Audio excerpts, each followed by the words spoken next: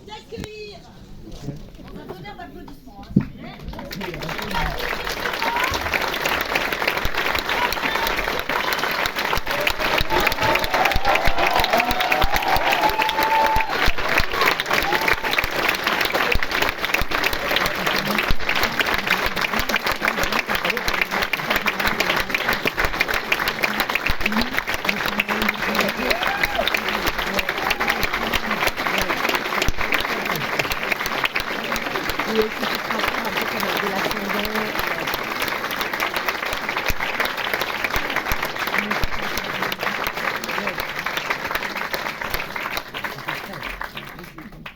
Voilà, je suis très contente de cette salle comble. Donc, vous participez, et c'est très gentil, au Festival Télérama, et vous n'êtes pas les seuls, car vous êtes en compagnie de 90 salles dans les régions françaises qui vont en fait assister en même temps que vous à ce débat. Donc bienvenue à tous, à toutes et à tous, à toutes. Pour, alors, je vais commencer. Elle est où la caméra, Guillemette ? Elle est où la caméra? Elle est là. Non, c'est pas celle-là. Ça c'est ton pote. La vraie caméra, elle est en haut. Ah, il déconne. Là, c'était juste pour ça. Il est comme dans le film. Oui, parce que il y a un film dans le film. Donc faites attention à ce que vous dites, parce qu'il y a quelqu'un d'autre qui vous filme pour une grande œuvre que Raphaël Quenard est en train de réaliser. Enfin bon. Donc, je vais vous poser quelques questions. Après, vraiment, je vous demande de lever la main, de poser des questions aussi. Et il y aura des questions des salles de France qui seront posées par Johanna, qui est quelque part, qui transmettra les questions des autres spectateurs. Bon, par où commencer? On chantera à la fin la baba, la baba. Tu chanteras. Non. Juste quand même, première question au cinéaste. Comment, pour un premier long métrage, on se dit qu'en fait on va raconter d'une certaine manière un village, une vie de village qu'on a plus ou moins vécu, mais en faire un espèce de western comme ça, oui, de western de village, mais contemporain. Enfin, comment tu écris cette histoire? Avec un ordinateur. Non, mais je ne me suis pas dit, je fais ça, j'avais une nécessité, c'était de raconter une histoire d'amitié dans un petit village périurbain, parce que c'est ce que j'avais vécu, parce que j'avais l'impression de ne pas le voir du tout représenté au cinéma. Et après, ça avance par couches successives. Après, l'idée du western, je pense qu'évidemment, il y avait une intention un peu consciente d'avoir un petit peu quelques codes du western, mais après le western c'est des hommes qui sont filmés dans des paysages, un ancrage de l'homme dans la nature qui est très fort, et après quand on vient de la campagne, moi j'ai grandi dans la nature, donc quelque part filmer des personnages au milieu de la nature, ça faisait pas, même si le western n'existait pas, j'aurais filmé comme ça, parce que j'ai un rapport à la nature et que j'ai grandi là-dedans. Et après c'est un duel, c'est un duo. Et le western, il y a ça, mais c'est parce qu'il y avait ça dans mon film et qu'en l'écrivant, il y a eu cette conscience, ah tiens, ça peut appartenir un peu au code du western. On l'a un peu amplifié en trouvant le décor de la plaine, où on peut avoir ces sensations-là. Et dès qu'on avait ces intuitions, on les affirmait, mais sinon, ça appartenait vraiment au récit. Et alors, l'écriture de Dog et Miralles, est-ce que tout de suite tu te dis que tu vas quand même travailler la notion du fort et du faible, ou en tout cas de l'amitié aussi comme une emprise? Est-ce que c'est immédiat cette manière d'envisager le rapport de deux garçons un peu glandeurs et incroyablement en fait interdépendants l'un de l'autre? Ouais, ça c'est le point de départ du film. C'est vraiment, ça s'appelait Chien de la classe, c'est vraiment le premier mot que j'ai écrit sur mon ordinateur. Il y avait Doc, il y avait Miralles, il y avait un dominant, un dominé, un amour maladroit et inconditionnel. Donc vraiment cette toxicité, elle a été étudiée, c'est le point de départ, et même dans les courts-métrages que j'ai fait, j'ai travaillé sur 2 ou 3 courts-métrages, des rapports un peu toxiques. Mais c'est vraiment de l'amour maladroit, il y a de l'amour et il y a quelqu'un qui souffre. Dans le film Miralles, je pense qu'il y a plein de névroses, il y a plein de souffrances, et il y a un petit à côté qui est pratique. Et au lieu de se regarder lui, il tape son pote, quoi. donc Miralles est incarné par un certain Raphaël Quenard. Alors, il y a déjà toute une légende autour de comment vous avez été mis en contact l'un l'autre, comment Raphaël t'a envoyé des messages sur Facebook, comment il a entendu parler du projet. Enfin, est-ce que ça, tous les deux, vous pouvez me raconter? Juste pour apporter une petite précision sur ce point-là, nous on a dit effectivement que j'avais un brin forcé, Jean-Baptiste, à la limite du harcèlement, parfois, ça a été dit de cette façon, alors que Jean-Baptiste étant ici pour pouvoir en témoigner, ça restait des sollicitations qui seraient dans les limites de ce que la courtoisie impose, n'est-ce pas Jean-Baptiste? C'est la vérité. Je vais profiter de ces... Parce qu'on reçoit des messages avec Jean-Baptiste également. Par exemple, moi, on me dit, comme t'es un forceur, moi, je vais te harceler à mon tour, réponds-moi comme ça, sur 15 lignes et tout. Et c'était pas dans ce cadre-là, et la démarche n'était pas aussi... Alors, justement, comment ça s'est passé? C'est vraiment bien qu'on puisse rétablir la vérité. Ça s'est passé exactement comme ça, mais le téléphone arabe a déformé... et moi j'ai des messages pareils, moi j'ai fait comme Canard, j'ai été traqué. Voilà. Non mais c'est du coup, Raphaël était comédien, il avait du talent. Non mais c'est vrai, en plus, quand on traque les gens, si on n'a pas de talent, c'est un peu compliqué. Donc il avait fait, avant de m'écrire, je sais pas, une centaine de courts-métrages. Comment tu avais fait? Il avait plus de... C'est bien pour la légende, c'est la légende, 200. Non mais il avait déjà une carrière qui commençait, il avait fait un chemin. Et après tu peux raconter toi, mais en gros, moi j'écrivais mon film au Groupe Ouest en 2017. Il y avait une cinéaste qui s'appelle Halima Wardiri qui écrivait aussi son film et elle était coloréate. Et un an ou deux après, elle a fait une résidence qui s'appelle 1000 Visages, qui est une résidence créée par Ouda Benyamina. Et, une association. Ouais, une association, pardon. Dont il y a un membre illustre, Anis Mansour, au fond de la salle. Mais c'était une... Halima, elle intervenait au sein d'une association qui s'appelle 1000 Visages, qui est une association au sein de laquelle il y avait des classes acteurs, réalisateurs, auteurs, etc. Et quand elle est venue, elle sortait d'une résidence qu'elle avait fait en compagnie de Jean-Baptiste au Groupe Ouest. La résidence, ça s'appelle le Groupe Ouest. Et elle m'a dit, quand on a fait des sessions d'impro pendant une semaine et tout ça sur des sujets divers et variés, et à un moment, elle m'a dit, il y a un gars que je connais qui écrit un film et tu pourrais y trouver chaussures à ton pied. Et du coup, je suis parti. Et il se trouve que Jean-Baptiste, il faisait une projection dans un petit cinéma qui s'appelle le Lincoln de son court-métrage. C'était lequel? Il venait de Roumanie? Ah non, c'était Le Bal, exact. Et c'était Le Bal, et après je suis allé le voir, je lui ai dit bonjour, une poignée de main bien appuyée, qui tâche de se souvenir de moi. Et après il m'a esquivé un petit peu sur les internets. Ouais, je crois qu'il y a eu un message, bonjour, je m'appelle Raphaël, Halima m'a parlé de toi, très bien écrit, très poli, il paraît que tu écris un film, voilà, moi je suis comédien, pense à moi quoi, quand est-ce que tu fais tes castings? Je botte en touche et je réponds poliment. J'avais accompagné ça d'un court-métrage quand même. Ouais, il y avait une bande dans la centaine, il y en avait un qui était un peu moins catastrophique que les autres, et je m'étais permis de lui joindre le lien. Je crois que je dis pas, ouais. Et du coup, après, j'étais vraiment en cours d'écriture, donc je dis, écoute, le scénario il est en cours, donc réécris-moi dans 6 mois. Donc il y avait un ou deux messages, et évidemment 6 mois après, toi, file.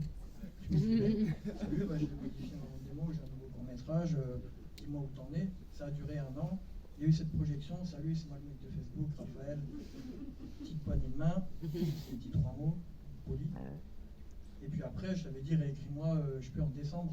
Je validais tes castings, tu m'as réécrit en décembre très poliment, avec une nouvelle bande démo réactualisée. C'est ennuyeux, je crois qu'ils ont compris le principe. Voilà. Et après, il y a eu les castings. On va nous faire tout l'historique. Enfin, c'est un peu idiot de dire ça, mais honnêtement, on n'imagine pas, enfin je ne sais pas si vous êtes de mon avis, et en France aussi, on n'imagine pas quelqu'un d'autre dans le rôle de Miralles, là, c'est plus possible. Enfin, il y a quelque chose, il y a une adéquation, que ce soit dans le langage, le vocabulaire, une espèce de folie, mais aussi de mélancolie. Enfin, mais est-ce que toi, ça t'apparaît évident assez rapidement que Miralles, c'est lui? C'est comme une rencontre amoureuse, c'est toujours un miracle. J'écris un rôle et j'espère que le miracle se produira de rencontrer l'acteur qui sera le plus merveilleux pour le rôle. Et ouais, je sais pas, en 5 minutes, au moment du casting, en 5 minutes, j'étais plié. C'était avec Anthony Bajon qui avait accepté hyper gentiment d'accompagner les castings des Miralles. Il y a eu une espèce d'évidence et en même temps, je dois être complètement honnête, une évidence, c'est-à-dire l'intelligence, l'humour, le rapport au mot, l'improvisation, le texte aussi, tout était, c'était fou, c'était lui. Et en même temps, j'avais absolument pas prévu qu'il ait ce physique, cette voix, cet accent. Et j'avais la chance, non mais c'est vrai, à un moment donné, il faut dire la vérité. Je fais un personnage sudiste qui est censé même avoir l'accent du sud, ou au moins pas d'accent. C'est un village de l'Hérault. Hein. Voilà. Donc, disons qu'il y avait une petite tâche là-dessus qui a été balayée en quelques minutes. J'ai arrêté les castings. Ouais, je suis obligé d'apporter une précision à nouveau, je me Je lui ai permets. dit d'aller voir l'orthophoniste. Il m'a quand même dit d'aller voir l'orthophoniste. Il m'a dit, tu te rappelles, dommage, j'ai plus Facebook, mais j'aimerais bien retrouver les vocaux Messenger, tu te rappelles? Il m'a dit, prends des cours d'orthophoniste pour essayer de... Pas des cours d'orthophonie, non, ça se dit pas ça. Ouais, bon, va consulter, tout simplement. Va consulter un orthophoniste pour essayer d'amoindrir d'améliorer ta diction, mais je te maintiens le conseil. Hein. Ben, je vais peut-être ne pas y aller à nouveau alors. Et après, on a fait un court-métrage. En fait, c'était dans le cadre d'une résidence émergente. J'ai fait beaucoup de résidences, pour le coup, j'ai été chanceux. Et je me suis un peu offert le luxe donc je devais faire jouer mes 2 acteurs un petit court-métrage pour m'entraîner ou tester des choses pour le long. Et donc, j'ai pas dit tout de suite à Raphaël, t'as le rôle. Bon, si je l'ai amené vers Émergence, c'est quand même qu'il y avait dans ma tête 99% de chances que ce soit bon. Mais je me suis un peu payé le luxe de faire un court-métrage avec Anthony et Raphaël. Et après, je t'ai pas fait mariner longtemps. Le lendemain du tournage, je t'ai dit, c'est bon, bienvenue dans l'aventure. Et je t'ai hyper... Même je crois dans le tram, en rentrant, tu m'as appelé et j'étais dans le tram et tu m'as dit, vas-y. Voilà. Mais ouais, c'est un peu miraculeux pour un réalisateur. Et puis le rôle était, il était vraiment comme vous le voyez à l'écran, c'est-à-dire hyper complexe. Pour moi, il fallait vraiment un miracle pour trouver le bon acteur. Et j'avais l'intention de retourner à la France. J'ai eu la chance que je l'ai trouvé hyper tôt. Et après, on a une amie commune pour qui tu as tourné, Emma Benestan. Au moment où il passe le casting, j'avais quand même un peu enquêté. J'aime bien perdre mon temps, mais il y a des limites. Et Emma m'avait quand même signifié qu'il avait énormément de talent, qu'il était très drôle. Moi, ce que je voulais vérifier, c'est si c'était un vrai comédien, qu'il était capable d'incarner un texte, parce que l'air de rien, ça allait pas être des heures et des heures d'impro. Il y avait un tournage assez serré. Enfin, il fallait et ça, vraiment, c'est pour que le talent de Raphaël soit... Enfin, des fois, c'est faire injure à son talent de penser que il est tout le temps en roue libre, que c'est lui qu'on filme. Oui, il y a des points communs avec le rôle, il y a une nature. Mais moi, j'avais un grand comédien et j'aurais absolument pas pris Raphaël si c'était pas un immense technicien, un comédien, quelqu'un d'hyper rigoureux. Avec Anthony, ils ont fait un travail d'orfèvre et de comédien. Mais vraiment, je le reprécise parce qu'avec tout ce qui se raconte, étant donné le phénomène, non, mais c'est vrai. On oublie le technicien derrière et le rapport que tu as à la lecture, que tu as aux mots, que tu as aussi à la technique, à l'écoute, avec le partenaire. Enfin, vraiment, j'avais deux grands comédiens, 3, 12, 22, mais avec Galatea, et c'était vraiment un délice. Et un vrai travail, pareil. Je passe un peu pour un mec un peu turbulent et tout devant les journalistes. Mais moi, il y avait une rigueur au plateau. Non, mais je tiens, vu qu'il y a beaucoup de gens qui nous écoutent, on sache que Raphaël est un immense professionnel et que c'était un délice de travailler avec lui. Et vu le peu de temps qu'on avait pour tourner le film, non mais c'est vrai, il n'y avait pas 50 jours, on peut faire l'imbécile. C'était de l'orfèvrerie tout le temps. Et si j'avais pas eu des grands comédiens, j'étais dans la merde. On avait un tout petit temps de tournage. Alors justement, jouer Miralles, dans le festival Télérama, il y a aussi Yannick, mais il y a quand même des ponts, des fils qu'on peut tirer entre ces 2 personnages. Cette espèce de mélange très effectivement, qui tient de l'osmose entre de la candeur, de l'agressivité, quelque chose d'enfantin, en même temps une mélancolie finalement très profonde. Ça, comment on le compose? Parce que c'est pratiquement à la réplique près où ça change. Là, chez Miralles, c'est fou, quoi. C'est-à-dire ça passe d'un registre à l'autre en un claquement de doigts, quoi. Comment vous faites ça? Bah, ça, je t'avoue que tu demandes un truc, je saurais pas. Non, mais sincèrement, c'est pas à ce point-là de réflexion, je pense. Hein. Jean-Baptiste, c'est plus et Jean-Baptiste qui donne les indications de la couleur de la séquence qu'il veut. Et après, à l'intérieur de celle-là, il dit ah, non, mais cette phase, essaye de la faire un peu plus comme ça, celle-ci un peu plus comme ça, de faire passer telle et telle intention.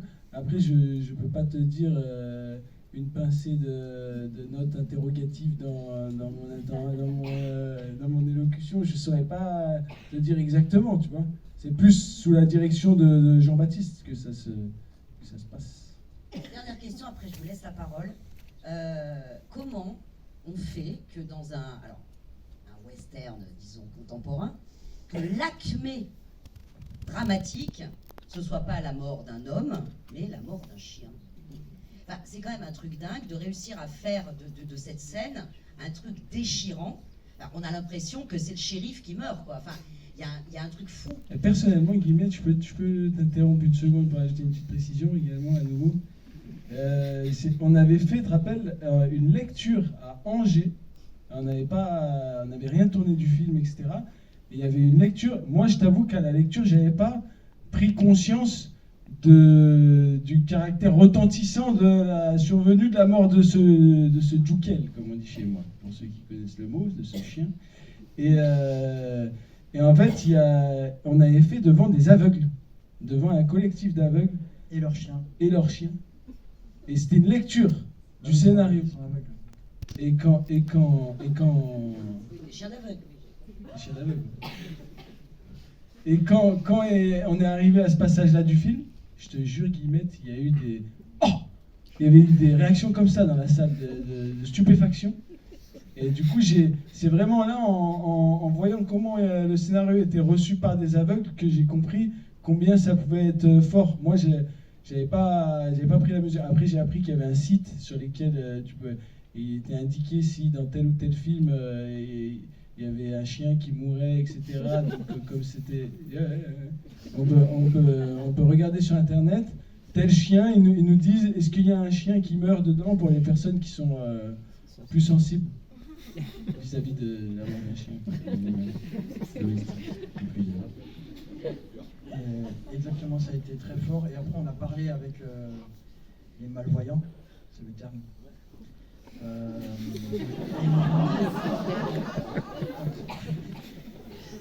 Ils nous ont dit à quel point ça les avait impactés. Et évidemment, le chien, c'est leurs yeux, il y a quelque chose de plus fort. Mais après, la mort du chien, elle est entourée de la douleur de Miralles, de la pudeur avec laquelle on le traite, de Dog qui... c'est pas, enfin, j'ai l'impression que, enfin, l'écriture, c'est comme ça que ça s'est joué. C'est un vecteur, la mort du chien, mais c'est tout ce qui se passe autour. Et puis le chien, c'est un peu l'élément métaphorique du film, c'est-à-dire que c'est l'obéissance, l'amour inconditionnel, la fidélité. Et quand le chien meurt, à la fois, moi j'ai l'impression qu'il y a un impact émotionnel de tristesse, mais en même temps, ils sont tout d'un coup libérés, ça s'envole, c'est le chien entre eux, quoi, le rapport canin entre eux. Et je pense que c'est parce que pareil, il y a le Mike Reles qui joue Dimitri, le gitan qui provoque la mort du chien. On voit aussi sa douleur à lui. En fait, la mort du chien, elle est hors champ, hein, c'est une peluche par terre. Mais c'est vraiment le son et puis le regard de tous. Et c'est, je pense, leur douleur qui est plus déchirante que sa mort. Et après, moi, c'est parce que j'adore les chiens et que... Alors, je suis vraiment le dernier à dire je préfère les chiens que les hommes, ou ça, je préfère les hommes que les chiens et les femmes que les chiens. Voilà. Mais je pouvais pas tuer Dog ni Miralles, ça aurait été encore pire. Vous dites ça, mais voilà. Moi, je préfère que ce soit Malabar qui soit mort. Reste la chanson. Des questions. Bah, voilà. Bonjour, merci pour le film. Voilà, la première chose qui détonne en fait quand on commence à regarder le film, c'est forcément sur les dialogues, voire même les monologues de Miralles. Je voulais savoir combien de personnes étaient à l'origine des dialogues. Est-ce que vous les avez écrits seuls? Et Raphaël, est-ce que comment dire, le sens de la formule magique que Miralles a dans le film, on voit que tu l'as aussi dans la vie, donc est-ce que du coup tu as participé aussi au dialogue, tu fais des corrections, peut-être de l'improvisation pendant le tournage? Les corrections, je sais pas. Mais non, j'étais seul à l'écriture des dialogues. Après, il y avait deux personnes qui m'ont accompagné comme collaborateur à l'écriture du scénario, mais c'était plus sur des questions de structure ou de construction. Mais les dialogues, c'est vraiment quelque chose que j'aime et que j'ai écrit seul. Et ensuite, après Raphaël t'en parlera toi, mais on tenait quand même à avoir un film écrit, où les dialogues soient respectés, où les structures des scènes soient respectées. Donc on a fait quelque chose qui s'est assez rapidement imposé pendant le tournage, c'était les 2-3 premières prises, on dit le texte, puis après on fait une prise où on s'en libère un peu, puis après il y avait souvent une carte blanche. Donc au tout début du tournage c'était pas ça, et après on a affiné, il y a eu cette structure-là qui faisait que la carte blanche était toujours impactée de la musique et de la langue. Et après il y avait mais les improvisations, juste je cite Kakoshim. Je suis sûr que dans le film, vous avez l'impression que certains trucs sont improvisés, en fait c'est écrit, et que certains trucs sont écrits, en fait c'est improvisé. Les vieillards grabataires Kakoshim dans un EHPAD, Kakoshim c'est pas moi. Et du coup c'était génial. Ni grabataire, ni vieillard, non? Le chien de la casse. Le chien de la casse, c'est Raphaël. Non mais c'était... et après, ouais, je pouvais pas avoir un génie de l'improvisation comme ça en passant complètement à côté, ça aurait été con de ma part. Mais ouais, il y avait un peu une rigueur de tournage, et puis après le montage, en fonction des scènes, on a choisi plus ou moins des choses écrites ou un peu plus improvisées. Je te laisse. Non, moi, déjà, si jamais on a l'autorisation de pouvoir proposer, déjà c'est ça qui est bien. Déjà, première chose, évidemment, le film il est écrit par Jean-Baptiste. Et après, moi, c'est vrai que si on me propose de pouvoir introduire quelques ajouts, c'est que parfois même j'ai du mal à faire la première musique. En tout cas, j'aime bien, si j'ai des idées et tout ça que j'aimerais bien voir reprises dans le montage final, et que parfois ça arrive que tu peux te faire piéger, et si la deuxième est bonne et qu'on passe à autre chose pour un impératif temporel, moi je t'avoue que les petites idées que j'ai et tout, je vais essayer de les mettre directement et tout. Donc c'est pas aussi genre on fait le texte d'un coup et après on fait les trucs. Mais en tout cas, ce qui est magnifique avec JB, c'est qu'on peut, pour lui, un acteur, je parle sous son contrôle évidemment, mais c'est pas un perroquet qui va venir annoncer un texte et une brochure bien établie, arrêtée dans le marbre, mais genre un interprète. Donc on a la possibilité en tout cas de pouvoir proposer des ajouts. Après, c'est lui qui fait le dosage. Et en plus de quoi, je sais que moi, par exemple, j'ai bien conscience que j'ai tendance parfois à être un peu gras, et un peu, pas gras dans le sens grossier et rustre, hein, je fais pas ça comme ça, mais aussi, mais, non mais tu vois, un peu, ça peut être un peu lourd et tout, donc il faut la maestria de Jean-Baptiste pour faire les équilibres, que ça ne devienne pas lourdeau, etc.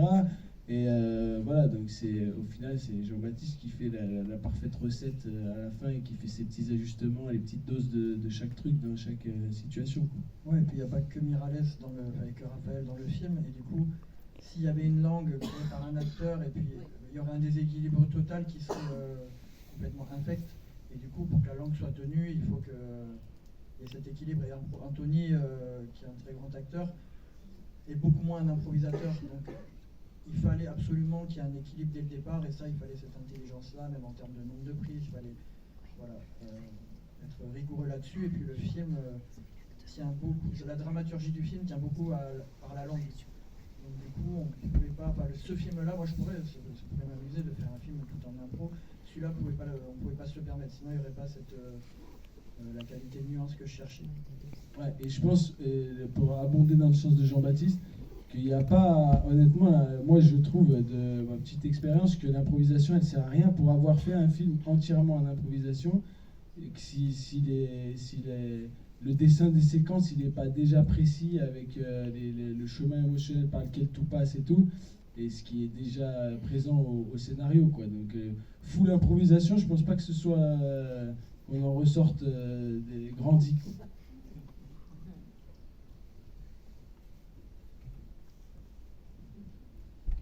je joue la facilité parce que c'est à côté. Mais... Ah, et il y a Johanna aussi. Alors, on a deux questions pour Jean-Baptiste Durand sur l'amitié dans le film.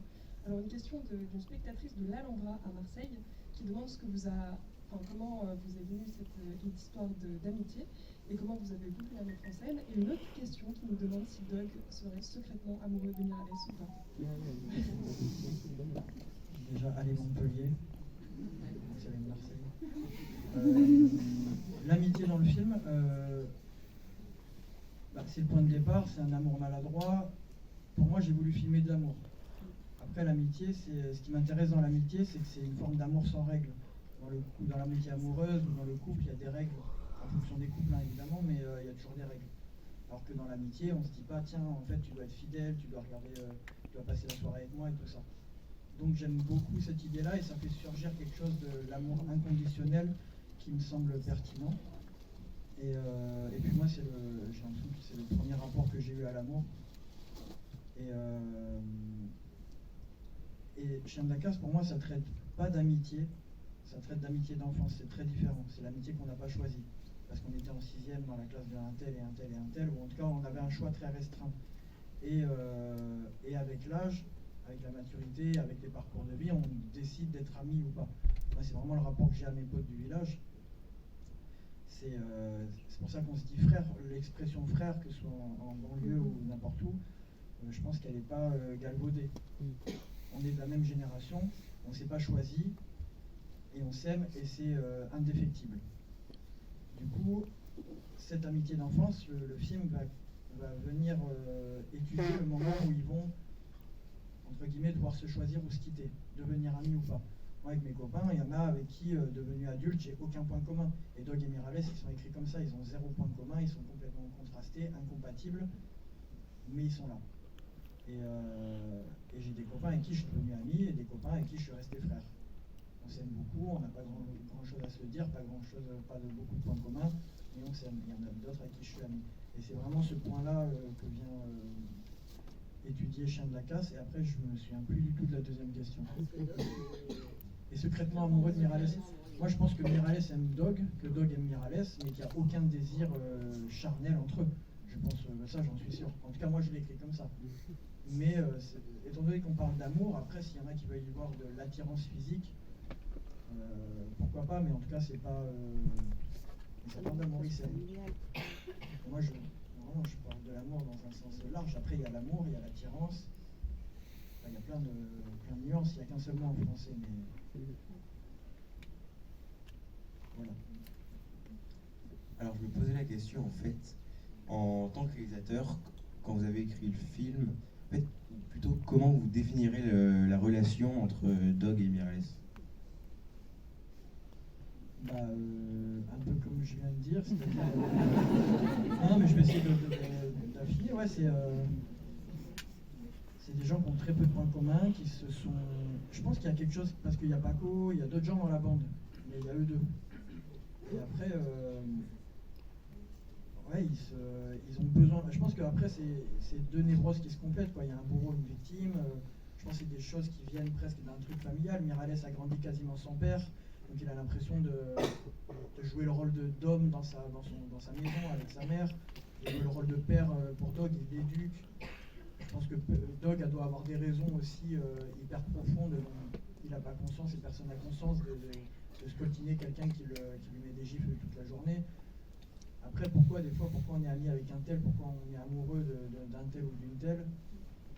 Mais j'ai mis quelques indices, hein. Évidemment j'ai écrit le film en réfléchissant un peu, mais je voulais des indices plus de la part de Miralles, c'est-à-dire ce rapport à sa mère, cette complexité et cette douleur dans l'histoire familiale, et un rapport terrible à la solitude. Je pense qu'il y a plein de raisons.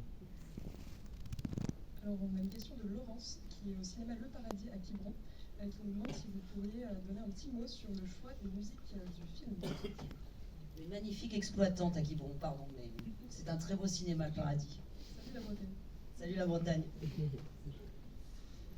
La musique du film, alors le choix, ça a été d'abord le choix d'une compositrice, Delphine Malocena, que je trouve qui a un talent dingue, une sensibilité. Ensuite, il y a eu...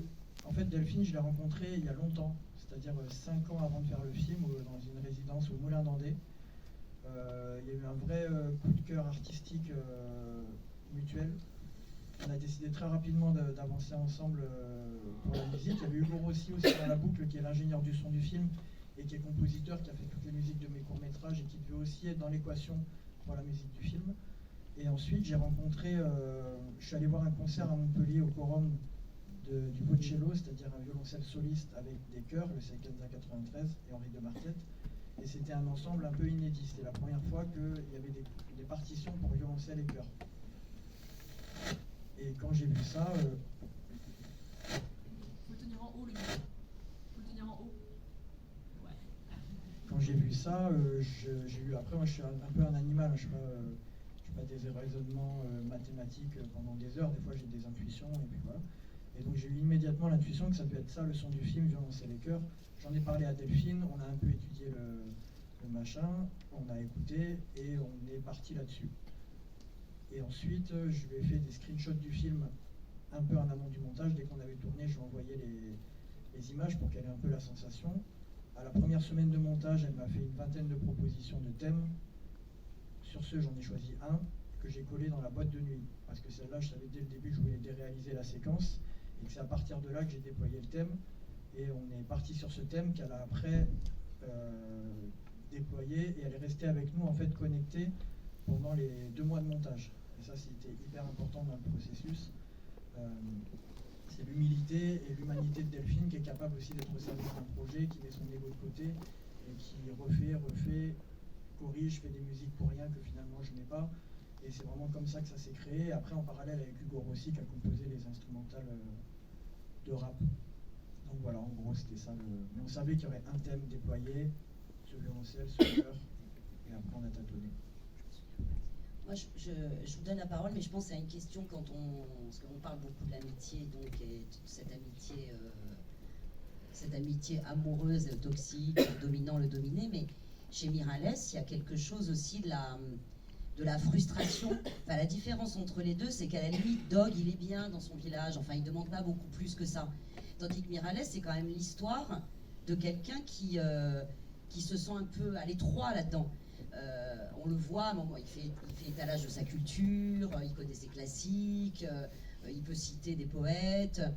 Donc, est-ce qu'il y a aussi ça raconte aussi comment à un moment on est trop à l'étroit à l'endroit où on est né, quoi.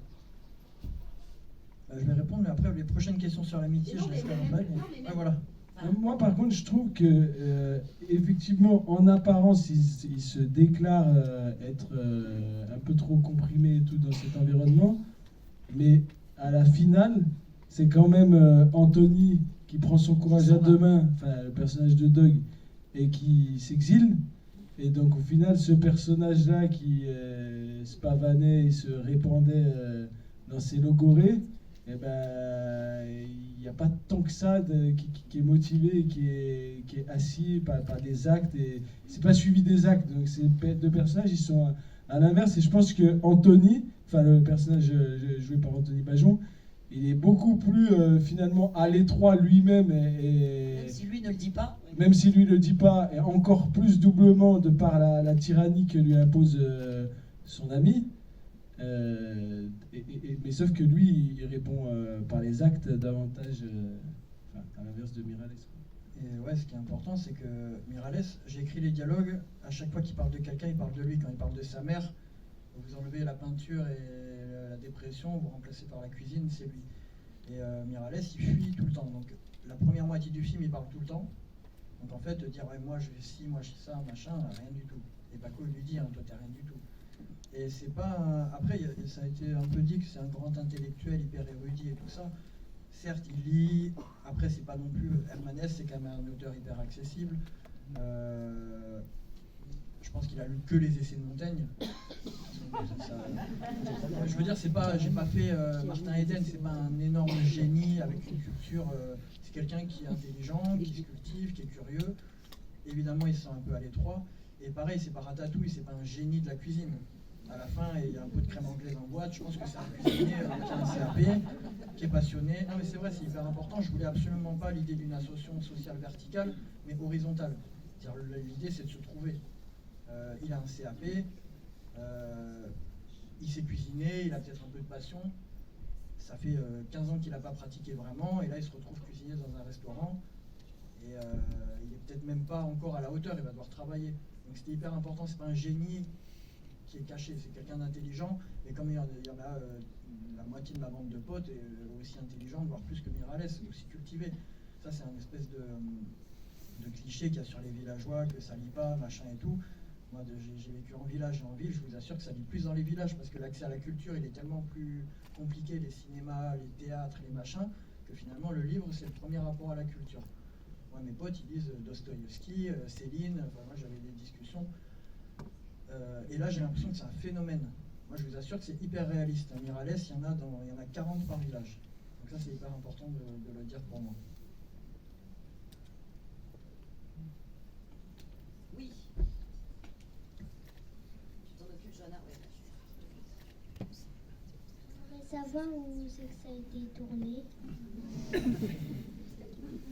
Ça a été tourné dans l'Hérault, au village du Pouget, à côté de Montpellier, en 34, région Occitanie. Qui est son village d'enfance? Oui, voilà. Le village dans lequel vit ta maman? Ma mère y vit et j'ai grandi juste à côté. Ouais, j'ai grandi à Montpérou, à côté du Pouget.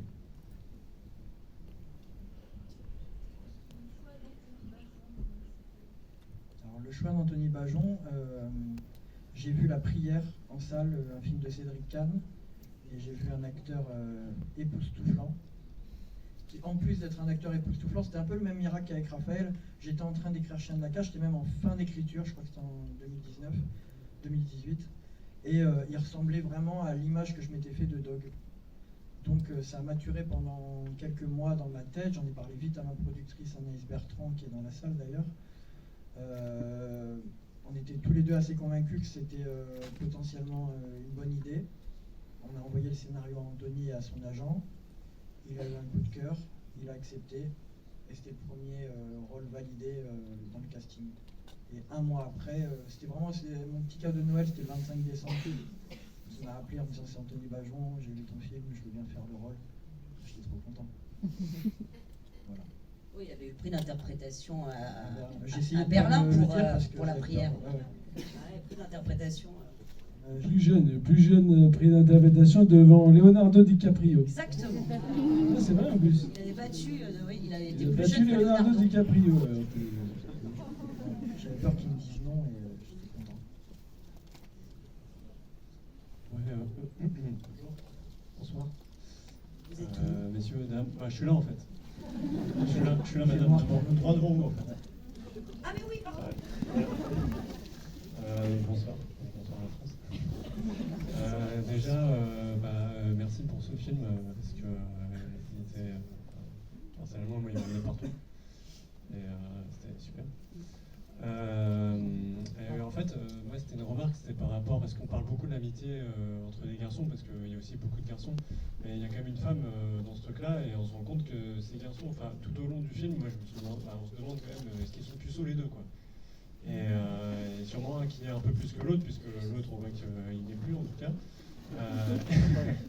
Et en fait je me posais, non mais c'est un filigrane en fait aussi ce truc avec ces hommes qui ont du mal à aimer les femmes.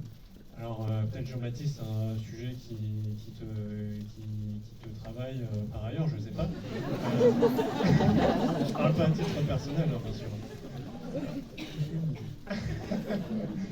Mais en tout cas, c'est peut-être là aussi où il y a ce truc, parce que Miralles est d'une fusionnalité incroyable en fait. À s'attacher à ce chien qui parle pas et puis à Doug qui parle pas et à chercher une femme avec laquelle il va finir enlacé dans un cercueil. Enfin, c'est quand même extraordinaire. Ça, c'est une punchline de Raphaël. Il est extravagant de fusionnalité quoi. Et voilà, en fait, c'était une réaction par rapport à ce filigrane et en négatif en fait, à la place des filles qui sont pas là, parce qu'il y en a pas beaucoup quoi, dans ce village. Ouais. Merci beaucoup.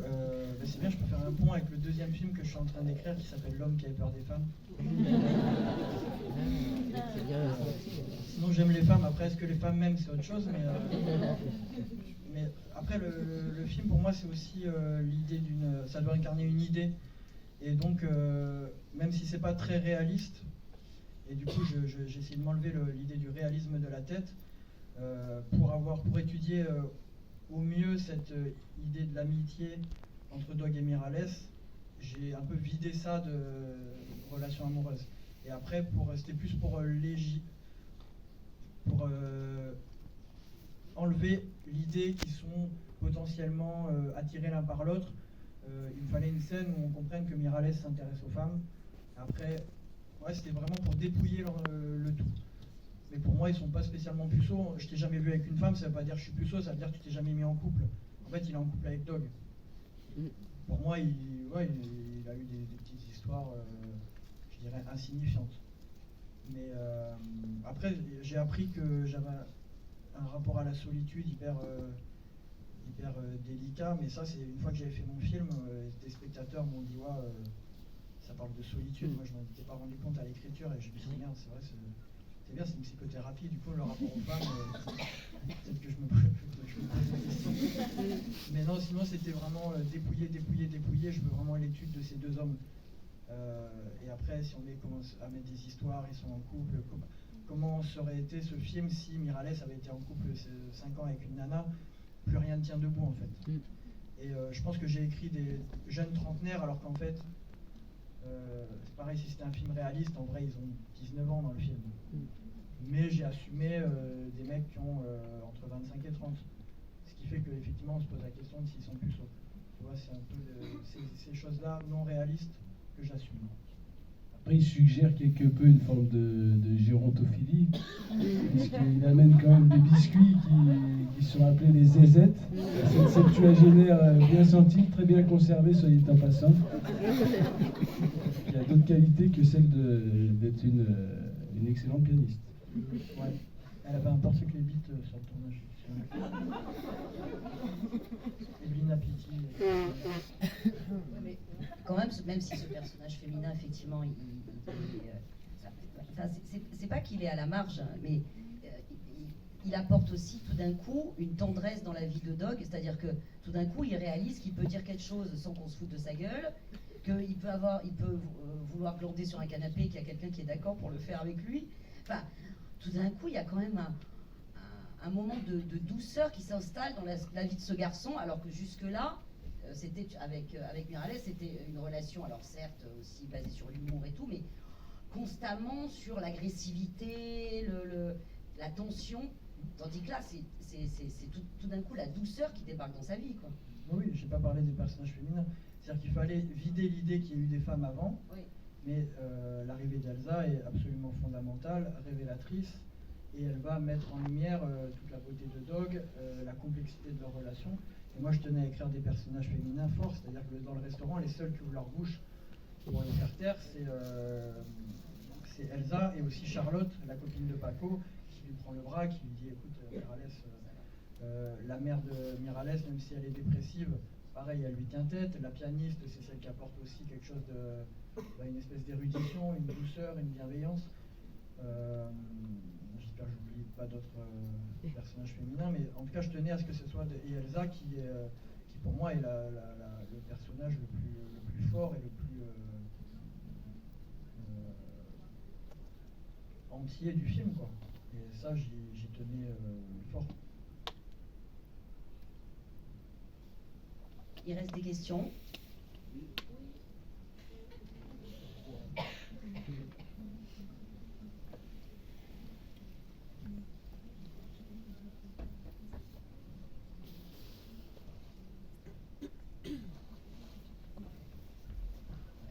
Bonjour à vous trois. J'avais juste une petite question par rapport à... je voulais juste savoir, Jean-Baptiste, si il y avait une raison particulière ou une anecdote derrière le fait que tu aies passé un petit bout de La femme de mon frère, si je ne me trompe pas. Et voilà. Alors, La femme de mon frère, qui est réalisée par Monia Chokri, qui a fait récemment Simple comme Sylvain, que je vous recommande de voir. Et La femme de mon frère, qui est un petit chef-d'œuvre aussi. Alors, je vais essayer d'être hyper franc. À la base, dans le scénario, j'avais absolument pas mis ce film. Je crois que j'avais mis Alice in the House. Puis après, je me suis dit qu'il fallait peut-être un film. Voilà, j'avais un peu vidé en me disant je verrai quel film. Et après, il y a des questions de droit. Et j'ai reçu une liste de films potentiels, mais une liste assez large. Je crois qu'il y en avait 100 ou 200. Et moi, j'ai un rapport assez intime avec le Québec. Et même dans le scénario, il y avait des choses un peu reliées au Québec. Et j'avais vu La femme de mon frère à Montréal, au cinéma Le Gobien. J'avais été scotché. J'ai adoré le film. Et c'est vrai que j'avais été marqué parce qu'il y a une structure quasiment identique à celle de Chien de la Casse. C'est vraiment le même pitch, à part que c'est une sœur et un frère. Et le frère, il se met en couple avec une nana. Et la sœur est terriblement jalouse. Elles se sont délaissées. Et non seulement j'ai découvert une cinéaste qui est pour moi une des plus grandes cinéastes contemporaines, un film merveilleusement écrit, et il y avait des échos énormes à Chien de la Casse. Et donc quand je vois ce film dans la liste, je l'ai pris, et en plus ça faisait des clins d'œil au Québec, ou peut-être que Dog s'est mis à voir un film québécois parce qu'on m'a dit que c'était le Québec et tout ça. Donc c'est un espèce, moi je crois beaucoup aux étoiles et j'accepte un peu les merveilles du hasard, et ça faisait partie des petites étoiles, et je trouvais ça trop beau qu'il y ait ça. Donc j'ai choisi cette séquence-là qui me semblait un chat, un chien, un Freud, Jung, qui venait parler de contraste et de choix. Alors c'est le moment où je suis censée dire la phrase qui fait plaisir à personne. On va s'arrêter. C'est pas ma faute, on m'a dit de le dire. Est-ce qu'on peut juste terminer sur une petite baba là? Une petite question d'une autre salle en France, là? Une petite dernière? Il y en a une? Bon allez, une dernière.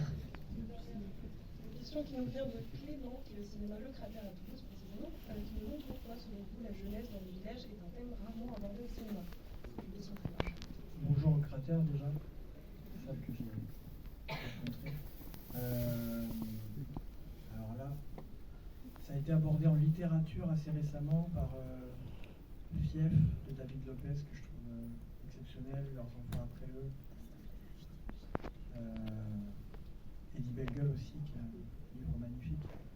Et j'ai l'impression, en tout cas c'est la jeunesse des périurbaines qui est assez récente. J'en ai aucune idée. Alors j'ai une explication qui est certainement fausse, mais je pense qu'il y a eu quelque chose qui se jouait énormément sur Paris très longtemps. Après, il y a eu le TGV, Internet et tout ça. Et donc en fait, venir de la campagne, ça pouvait vraiment être compliqué. Et puis quand on venait de la campagne, on allait à Paris. Et une fois qu'on est allé à Paris, qu'on y a vécu, on revient à la campagne. Donc il y a un regard qui est déjà un peu déformé. Moi, la spécificité que j'ai, et ça j'ai pas fait exprès, c'est juste mon choix de vie. Je suis né là, j'ai grandi là, je ne suis jamais parti sur Paris. Jamais habité à Paris. Donc j'ai un regard qui est resté là. Et j'ai l'impression qu'il y a quand même assez peu, ou c'est en tout cas récent, des cinéastes qui viennent de là, qui racontent ça, qui habitent là, et qui restent. Et une fois qu'on est à Paris, peut-être qu'on a d'autres choses à raconter. Et puis moi, et puis il y en a qui viennent de la campagne et qui ont eu beaucoup de douleur à vivre à la campagne et qui ont fui vers Paris et qui sont très contents d'avoir quitté la campagne. Donc des fois, il y a quelques films où les regards sont un peu anxiogènes sur la campagne. Moi aussi, mon histoire de vie fait que j'ai aimé habiter là, j'ai kiffé, j'ai passé des bêtes de moments, j'ai passé une super adolescence, j'ai aimé mes potes, j'ai aimé cette jeunesse-là, et donc je la raconte avec l'amour que j'ai pour ça. Et j'en sais rien, parce que donc j'ai peu d'explications si ce n'est celle-là. Mais j'ai l'impression qu'il y a quand même une génération, il y a Hubert Charvel aussi qui a fait Petit Paysan, qui dans ses courts-métrages a fait des mini chiens de la casse qui sont hyper beaux. Canada, c'est un des plus beaux courts-métrages que j'ai vu, et quand je l'ai vu, j'ai dit mais putain, on dirait encore plus mon monde que mon propre monde. C'est magnifique. Donc il y a des cinéastes de ma génération qui vont faire des films sur la jeunesse du village. On peut pas avoir une petite baba là, madame? Tu vas nous le lancer? Tu vas nous le lancer, Guillemette? C'est ton chant préféré avec ta fille, tu vas pas nous tenir ça. Si vous tapez là-bas, vous finissez même pas la phrase sur Google, il y a 46 000 extraits de juste la Baba la Malabar. Ce truc est devenu, en dehors du film, Jamais regardé. c'est cultissime. C'est Guillemette qui a tapé Non, ça on sur va attendre. Google. Elle tient cette information de quelques minutes avant la séance. Elle est en train de faire comme si c'était Breaking mémorial. news. Bah, du coup, je suis content parce que parole et pas moi, parole et musique, c'est moi. Hein. Donc, je suis le Henri Dess des chiens. Il devrait le sortir, ma parole, que si jamais il devrait être enregistré. Peut-être par toi, Guillemette. Va savoir. Ouais, bon, ouais, donc c'est vraiment le temps. Non, donc c'est vraiment le temps de rendre l'antenne. Bon, je vous demande vraiment de les applaudir.